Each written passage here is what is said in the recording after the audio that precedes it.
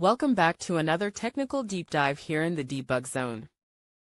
Today, we're tackling a big question and breaking it down with insights from other users. Hopefully, this clears up some misconceptions and helps you get the answer you need. So buckle up, stay a little curious, and let's jump right in.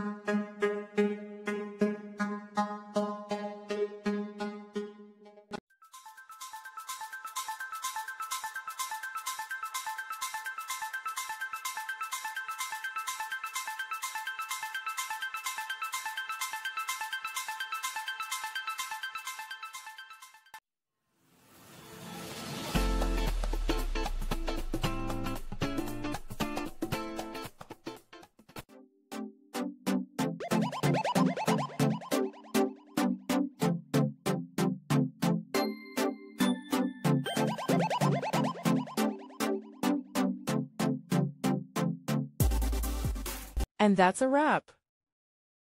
I hope you found the answer you were looking for. If you did, take a second to hit that subscribe button. It really helps out. And let me know in the comments which solution worked best for you.